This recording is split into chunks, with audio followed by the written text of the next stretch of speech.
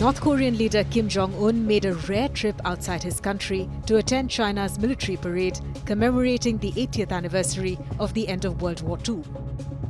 While most world leaders flew into Beijing in their official planes, Kim Jong Un made his way there in his signature armoured green train. Kim's reliance on this slow-moving but secure mode of travel is actually a family tradition. Kim left Pyongyang on the 1st of September for China by train. Pictures showed him sitting at a wooden table with the North Korean flag behind him, joined by senior officials of his cabinet. Kim and his entourage arrived in Beijing the following day. The green and yellow armoured carriage was spotted rolling into the Chinese capital. The big surprise was that Kim's daughter was part of the group. They were welcomed by the country's foreign minister Wang Yi and the mayor of Beijing.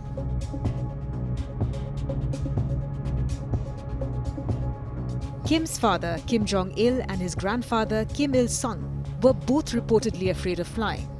South Korean media has long speculated that this fear dates back to 1982, when the two witnessed an explosion during a test flight of their jet.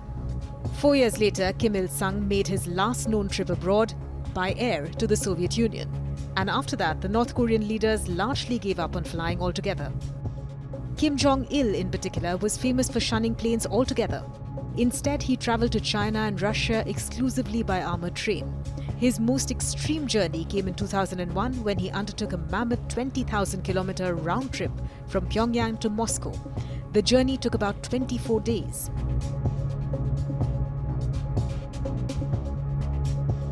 North Korea's leaders have long relied on the slow but fortified rail network that has served them for decades now. Compared to the country's aging fleet of aircraft, an armoured train offers far more security and comfort. There's also a strategic advantage here. If an aircraft were to be attacked mid-flight, the chances of survival would be slim. A train, while slower, gives Kim a better chance at survival and makes his movements harder to predict. Routes can be changed, stops can be adjusted, and the exact timing of his arrival is rarely ever publicized.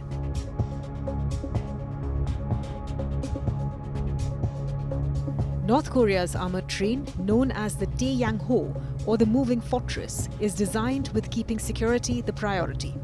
Military helicopters and planes provide aerial cover, while power to the surrounding tracks is shut down as the train approaches a particular station.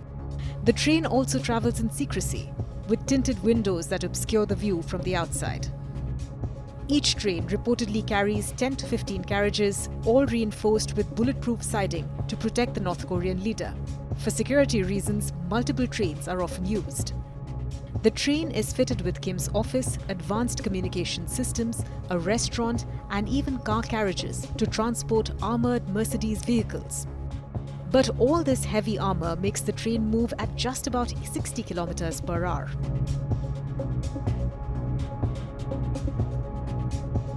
While Kim Jong Un sticks to tradition, unlike his predecessors, he doesn't appear to be suffering from a fear of flying.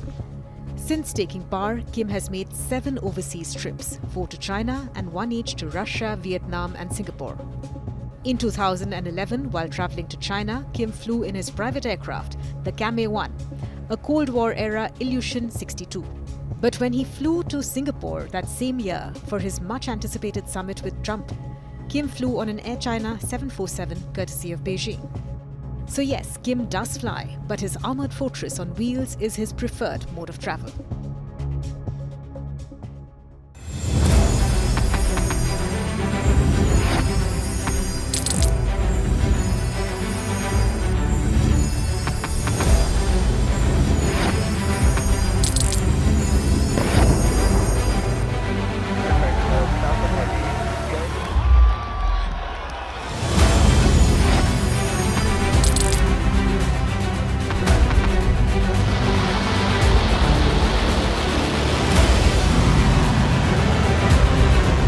Been fighting so long and so hard that they don't know what the they're doing.